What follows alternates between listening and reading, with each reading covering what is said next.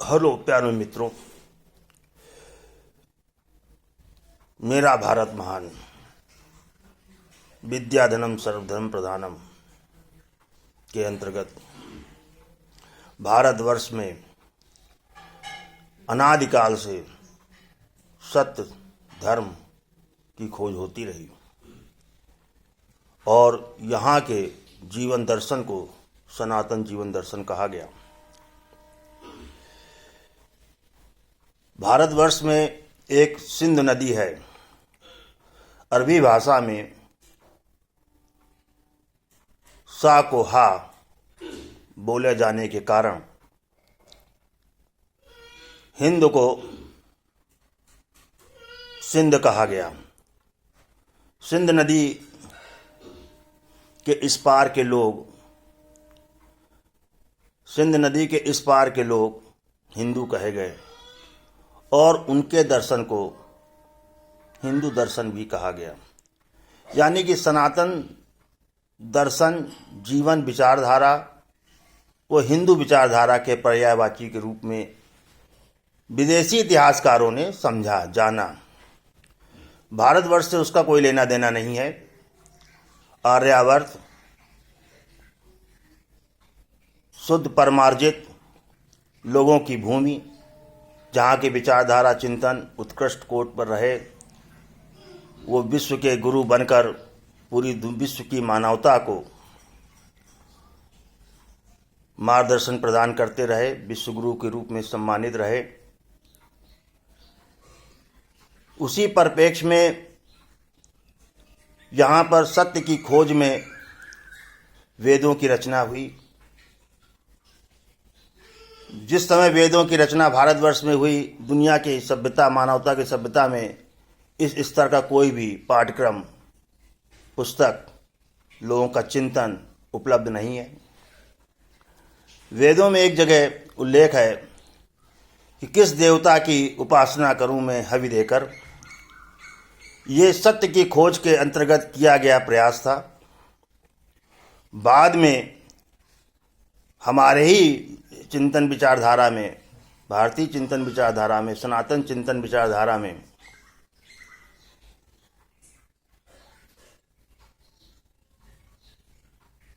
गायत्री मंत्र की खोज हुई, जो सविता देव सूर्य देव को समर्पित है।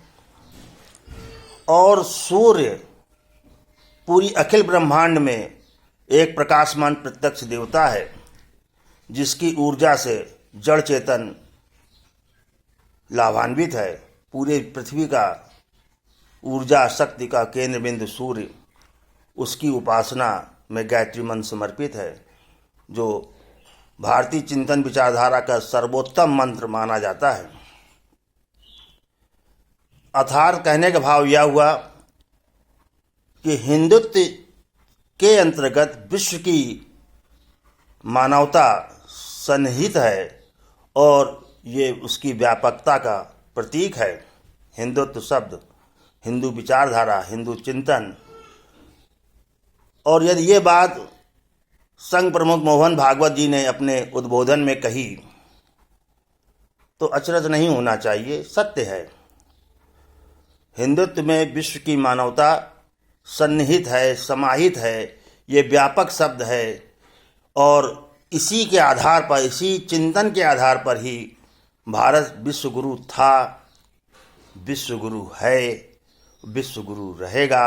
आज भी भारतवर्ष विश्व की मानवता को शांति का संदेश, भाईचारे का संदेश दे सकता है। किंतु आवश्यकता इस बात की है कि हम अपने चिंतन का परिमार्जन करें, शब्द की व्यापकता को समझें और अनर्गल उलझने के बजाय अपने श्रेष्ठ मानवीय गुणों को धारण करने में, उसका प्रचार प्रसार करने में लगें। विद्या के महत्व को जानें, अविद्या से दूर रहें। जहाँ अविद्या है वहीं पर बुद्धि की जड़ता है। विद्याधनम सर्वधर्म प्रधानम के अंतर्गत इसको इसलिए कहा गया कि इसको ना तो भाई छिना सकता है, ना चोर चुरा सकता है, खर्च करने से बढ़ती है और इसको राजा छीन भी नहीं सकता। आपके साथ जहां आप जाते हैं, आपके श्रेष्ठतम मानवीय गुणों के साथ वो विद्या आपके साथ जाती है। आप एक स्वयं में प्रकाशमान प्रज्वलित नागरिक के रूप में जाने जाते हैं, पहचाने जाते हैं। आप पढ़ें लिखें, योग्य बने और दुनिया के किसी भी कोने पर कहीं पर भी रहें, बोले भाई वहाँ उस मुल्क के लोग हैं, उनकी पहचान ऐसी है, उनकी कार्यप्रणाली ऐसी है, वो बड़े कर्मठ व्यक्तित्व के व्यक्ति हैं, वे लोग बहुत स्थिर बुद्धि के हैं, वो अनर्गल प्रलाप में नहीं पड़ते।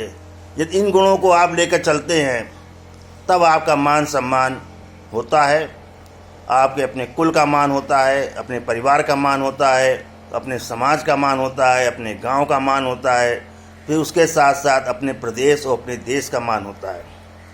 आज भारतीय परिप्रेक्ष्य में इसी की आवश्यकता है। ऐसी कुछ मिली जुली बात विजयादशमी के अवसर पर यह संघ प्रमुख ने पूरे राष्ट्र को उद्बोधन में दिया, कहा, तो मीडिया को अनावश्यक उसमें उलझना नहीं चाहिए कि नहीं साहब हिंदुत्व क्या है, उसको समझ में नहीं आ रहा है, बिल्कुल जो है लेमैन की तरह आप समझ रहे हो। अरे भाई, हिंदुत्व को आम नागरिक समझता है, जानता है, उसकी पहचान है। उसको बुद्धि को भ्रमित करने के लिए आप नए नए शब्दों को गढ़ो, मैस्मरिज्म पैदा करो, ऐसा कहीं कुछ नहीं है। कोई चीज़ सीधे सरल शब्दों में सीधी सही कही हुई बात वही लाभकारी प्रभावी होती है। घुमा फिरा के तो 70 सालों में घुमाया गया खूब कि उन्होंने साहब ये थे, वो महान थे, साहब वो महान थे, बोले वो महान। अरे नहीं, देश की जनता को शिक्षित होने दो, उसे अपने बुद्धि विवेक से अपनी महानता और दूसरे की महानता तय करने दो। धन्यवाद।